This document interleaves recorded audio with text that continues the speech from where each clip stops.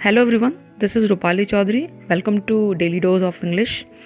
Today's lesson is all about preposition, two most important preposition to and for. दोनों word कभी कभी एक दूसरे की जगह यूज़ कर सकते हैं बट दोनों में कुछ बेसिक डिफरेंस हैं और कुछ ग्रामेटिकली टेक्निक्स हैं जिनको मैंने इस वीडियो में बताने की कोशिश की है। सो वीडियो में लास्ट तक बने रहें ताकि कुछ प्रैक्टिस सेट हैं जिनको करके आप कॉन्सेप्ट और भी क्लियर कर लें और आपको कन्फ्यूज़न ना रहे कि आप कहाँ टू यूज़ करें, कहाँ फॉर यूज़ करें। So let's start the video. All right, first we should know why we use to and for.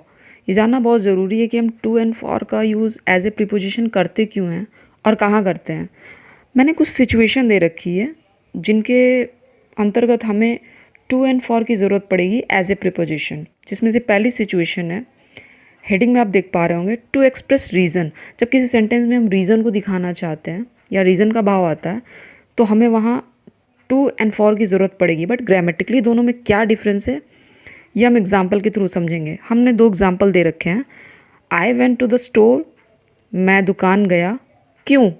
To buy fruits. तो एक रीज़न का भाव आ रहा है यहाँ पे, मैं दुकान गया, क्यों गया? फ्रूट्स खरीदने। सेकंड एग्जाम्पल में देखते हैं, I went to the store, मैं स्टोर गया, क्यों? फॉर फ्रूट्स, फ्रूट्स के लिए। तो एक एग्जाम्पल में टू लगा हुआ है, दूसरे एग्जाम्पल में फॉर लगा हुआ है, ऐसा क्यों? पहले एग्जाम्पल में देखते हैं, I went to the store to buy fruits. देख पा रहे हैं यहाँ टू के बाद वर्ब आया हुआ है जो कि बाय है। टू बाय फ्रूट्स, मैं दुकान फ्रूट्स खरीदने के लिए गया। तो किसी भी सेंटेंस में टू एज ए प्रीपोजिशन अगर यूज़ हुआ है तो ऑलमोस्ट केसेस में टू के बाद आप नोटिस करेंगे वर्ब आएगी। और जहाँ भी टू मेंशन हुआ है एज ए प्रीपोजिशन वहाँ हमें sort of movement and destination की फीलिंग आएगी। यहाँ देख पा रहे होंगे, मैं दुकान गया, क्यों? एक्शन हो रहा है कुछ न कुछ, यानी फ्रूट्स लेने के लिए गए, यहाँ कोई ना कोई एक्शन हो रहा है, वर्ब आया हुआ है। सो ये कॉन्सेप्ट तो क्लियर हो गया कि टू के बाद ऑलमोस्ट केसेस में वर्ब आएगी, कुछ ना कुछ एक्शन होगा, मूवमेंट होगा और डेस्टिनेशन होगी। डेस्टिनेशन हमारा फ्रूट्स है यहाँ पे। ओके, सेकंड एग्जांपल में देखते हैं, I went to the store for fruits, मैं दुकान फ्रूट्स के लिए गया। ओके, फॉर के बाद देख रहे हैं कि नाउन आया हुआ है, यहाँ फ्रूट्स नाउन है, ठीक है। और यहाँ एक पर्पस का भाव आ रहा है, मैं दुकान गया, किस लिए गया? For fruits. यहाँ कोई मूवमेंट नहीं हो रही है खरीदने के लिए, यहाँ कोई एक्शन नहीं हो रहा है, यहाँ सिंपली एक पर्पस दिखाया जा रहा है कि मैं दुकान फ्रूट्स के लिए गया। तो एक बेसिक डिफरेंस समझ में आ रही होगी आपको कि टू के बाद वर्ब आई हुई है और फॉर के बाद नाउन आया हुआ है। टू में एक्शन, मोमेंट, डेस्टिनेशन की फीलिंग आ रही है और फॉर के केस में पर्पस का भाव निकल के सामने आ रहा है। इन दोनों सेंटेंस में नोटिस करने वाली बात ये है कि दोनों के स्टार्टिंग क्लॉज में टू का यूज़ हुआ है। हम देख पा रहे होंगे, I went to the store पहले एग्जाम्पल में टू बाय फ्रूट्स और सेकंड एग्जाम्पल में I went to the store for fruits. देख पा रहे होंगे वेंट के बाद दोनों में टू लगा हुआ है। तो मैंने बताया कि जहाँ भी टू का यूज़ हुआ है वहाँ हमारा मूवमेंट एंड डायरेक्शन का भाव ज़रूर निकल के सामने आएगा। मैं दुकान गया, तो यहाँ एक sort of movement and direction की फीलिंग आ रही है। मैं दुकान को गया, तो यानी कोई गया होगा तो कुछ ना कुछ एक्शन हो रहा होगा। तो एक चीज़ तो क्लियर हो गई कि दोनों ही सेंटेंस में स्टार्टिंग में एक्शन यानी मूवमेंट और डायरेक्शन की फीलिंग आ रही है। तो दोनों ही सेंटेंस के स्टार्टिंग में मूवमेंट क्या है? वेंट, जो कि एक वर्ब है, और डायरेक्शन क्या है? स्टोर, मैं दुकान को गया। इसलिए दोनों सेंटेंस के स्टार्टिंग में टू का यूज़ हुआ है। दोनों में मूवमेंट है एंड डायरेक्शन है। सेकंड सिचुएशन है two point out recipient. Now what is recipient? Recipient एक ऐसा पर्सन होता है जो किसी भी चीज़ को रिसीव करता हो। यहाँ दो एग्जाम्पल दिए हुए हैं, give this to him and second this is for him. यहाँ हिम को हम रेसिपिएंट बोल सकते हैं क्योंकि वो चीज़ों को रिसीव कर रहा है। यहाँ देख सकते हैं कि लास्ट में हिम है दोनों ही के सेंटेंस में, और नोटिस करने वाली बात ये है, टू के बाद ना वर्ब आई हुई है, या फॉर के बाद ना नाउन आया हुआ है, ना पर्पस का जिक्र हुआ है। सो इस सिचुएशन में हम कैसे पता करेंगे कि कहाँ टू यूज़ करेंगे, कहाँ फॉर यूज़ करेंगे? तो प्रेपोजिशन को कुछ देर के लिए साइड में रख करके हम वर्ब पे फोकस करते हैं, क्योंकि ये वर्ब ही हैं जो हमारे टू एंड फॉर के कॉन्सेप्ट को क्लियर कर सकते हैं। तो फर्स्ट एग्जाम्पल में वर्ब क्या है? Give. Give this to him.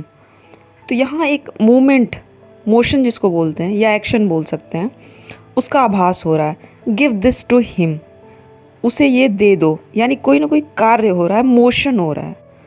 सो इस चीज़ से हम ये पकड़ सकते हैं कि हम यहाँ टू का यूज़ करेंगे। रिसीवर कौन है यहाँ पे? रेसिपिएंट कौन है? हिम है। ऑलराइट, सेकेंड एग्जाम्पल में दिस इज़ फॉर हिम, यहाँ हमारा वर्ब क्या है? इज़ है। तो यहाँ भी वर्ब को ही पहले फोकस करेंगे, बट यहाँ इज़ जो है इस सिचुएशन का काम कर रहा है। दिस इज़ फॉर हिम, यहाँ कोई एक्शन नहीं हो रहा, कोई मोशन नहीं है, बट एक सिचुएशन आ रही है। दिस इज़ फॉर हिम, ये उसके लिए है। यहाँ मैंने कुछ एग्जाम्पल लिए हुए हैं जो कि दिखने में काफ़ी सिंपल हैं, बट ग्रामेटिकली काफ़ी कॉम्प्लेक्स हैं। सो एग्जाम्पल के थ्रू समझते हैं। Invite someone to a party, पहला एग्जाम्पल है। सेकेंड है invite someone for dinner. Invite someone to a party का मतलब हो गया एक इवेंट, एक सोशल इवेंट, जहाँ हम किसी को, लोगों को बुलाते हैं, इकट्ठा होते हैं, लाइक वेडिंग एनिवर्सरी या बर्थडे पार्टी एक्सेट्रा। और ये पार्टी यहाँ इवेंट का काम कर रहा है। Okay, invite someone for dinner, यहाँ डिनर, हम किसी को पर्टिकुलर डिनर पे बुलाते हैं, हम खाना खाते हैं। यहाँ किसी सोशल गैदरिंग की या इवेंट की फीलिंग नहीं आ रही है। और सबसे बड़ी चीज़, डिनर यहाँ नाउन है और ऊपर पार्टी जो है वो एक इवेंट है, इसलिए हम पार्टी के पहले टू का यूज़ करेंगे और डिनर के पहले फॉर का यूज़ करेंगे। ओके, हमने शुरू से ये जाना है कि जहाँ भी to as a preposition mention हुआ है, वहाँ हमें शॉर्ट ऑफ एक्शन, मोमेंट या मोशन जो भी कह लें, उसकी फीलिंग आएगी, और फॉर के बाद नाउन की। मैं एक चीज़ मैं और मेंशन करना चाहूँगी कि इनवाइट समवन टू डिनर भी यूज़ कर सकते हैं, यस, बट उसके अर्थ में कुछ परिवर्तन हो जाएगा।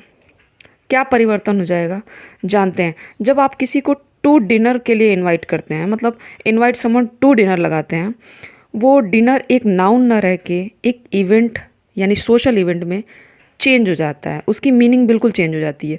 अब डिनर यहाँ सिर्फ नाउन नहीं रह गया, डिनर एक सोशल इवेंट बन गया, इसलिए यहाँ डिनर के पहले टू लगा देते हैं। तो हम देख सकते हैं टू एंड फॉर की जगह को हम एक्सचेंज कर दें तो कितनी डिफरेंस, मीनिंग में कितनी डिफरेंस क्रिएट हो जाती है। हमें अक्सर सेंटेंस में used to and used for देखने को मिल जाता है। तो जानते हैं हम यूज्ड टू कहाँ यूज़ करेंगे और यूज्ड फॉर कहाँ यूज़ करेंगे। पहला एग्जांपल है, I am used to the weather in Africa. मैं अफ्रीका के वेदर का आदी हूँ या कंफर्टेबल हूँ। तो जहाँ बात कंफर्ट की आएगी, हम वहाँ यूज्ड टू का यूज़ करेंगे। मैं अफ्रीका के वेदर में कंफर्टेबल हूँ या उसका आदी हूँ। यहाँ एक चीज़ नोट कर लें, यूज़ टू का यूज़ पर्पस के लिए भी कर सकते हैं। हाँ, आपने सही सुना, हम यूज़ टू का यूज़ पर्पस के लिए भी कर सकते हैं। एग्जाम्पल देखते हैं, this marker is use to write. तो यहाँ एक पर्पस देखने को मिल सकता है कि ये मार्कर हम लिखने के लिए यूज़ कर सकते हैं। फ़र्क इतना है कि टू के बाद वर्ब की फर्स्ट फॉर्म आएगी, राइट में फर्स्ट फॉर्म है, बट बात अगर यूज्ड फॉर किया है तो वहाँ हम सिर्फ पर्पस पे जाते हैं। एग्जाम्पल में देखते हैं, this marker is used for writing. यहाँ देख रहे हैं राइट की फोर्थ फॉर्म लिखे हुए, यानी राइट में आईएनजी लगा हुआ है। तो अगर बात यूज्ड फॉर की आएगी तो वहाँ सिर्फ पर्पस आएगा, और यूज्ड टू अगर आता है तो वो पर्पस के लिए भी आ सकता है और कंफर्ट के लिए भी आ सकता है। इंटेंशन या एक्सपेक्टेशन के केस में टू एंड फॉर का यूज़ कर सकते हैं। कैसे, देखते हैं example. Could you ask Rohit to send me the file. क्या तुम रोहित से मुझे फ़ाइल सेंड करने के लिए बोल सकते हो। तो यहाँ रोहित से एक्शन या मोशन की एक्सपेक्टेशन की जा सकती है, की जा रही है। टू के बाद देख रहे हैं सेंड लगा हुआ है, जो कि सेंड हमारा वर्ब है। सेकंड एग्जांपल में could you ask Rohit for the file, यहाँ एक्शन या मूवमेंट की बात नहीं की जा रही है, यहाँ सिर्फ फाइल यानी नाउन की बात की जा रही है। यहाँ आप फाइल के बारे में ज़्यादा कंसर्न है। Could you ask Rohit for the file, क्या तुम रोहित से फाइल के बारे में पूछ सकते हो? तो देख सकते हैं जहाँ टू सेंड लगा हुआ है वहाँ एक्शन या मूवमेंट की बात आ रही है, एक्सपेक्ट रोहित से किया जा रहा है। और सेकंड एग्जांपल में आप फाइल के बारे में ज़्यादा कंसर्न है, जो कि रोहित से उम्मीद, दोनों की मीनिंग सेम है, हालांकि आप फाइल के ही बारे में पूछ रहे हैं, लेकिन रोहित, पहले एग्जांपल में आप रोहित से एक्शन की उम्मीद कर सकते हैं और दूसरे एग्जांपल में आप रोहित से सिर्फ फाइल के बारे में पूछ रहे हैं। यहाँ हम दो एग्जांपल देख सकते हैं, what did you do to him and what did you do for him. दोनों दिखने में ऑलमोस्ट सिमिलर लग रहे हैं, बट टू एंड फॉर के लगा देने से दोनों के मीनिंग में यानी आंसर में बहुत सारी चेंजिंग आ सकती है। कैसे, देखते हैं। पहले एग्जांपल में what did you do to him एक शॉर्ट ऑफ एक्शन को दिखा रहा है, तुमने उसके साथ क्या किया। लाइक आंसर, स्वाभाविक आंसर क्या निकल के आ रहा है, उसको डांट दिया या फिर मार दिया या फिर कॉम्प्लीमेंट दिया, कुछ इस तरह का भाव आ रहा है, शॉर्ट ऑफ एक्शन दिखा रहा है टू। और वहीं सेकंड एग्जांपल में what did you do for him, तो उसमें एक ऑन बिहाफ, मतलब उसके लिए तुमने क्या किया। तो स्वाभाविक आंसर क्या निकल के आ रहा है, मैंने, उसकी तबीयत ख़राब थी, मैंने उसका टेस्ट, उसकी जगह मैंने टेस्ट दे दिया, या मैंने उसके लिए कुछ अच्छा किया, तो उसको भी बता सकते हैं ऑन हिज बिहाफ और हर बिहाफ।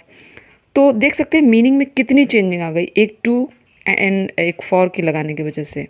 तो टू एक शॉर्ट ऑफ एक्शन को दिखाता है एंड फॉर यहाँ पे ऑन बिहाफ दिखाता है।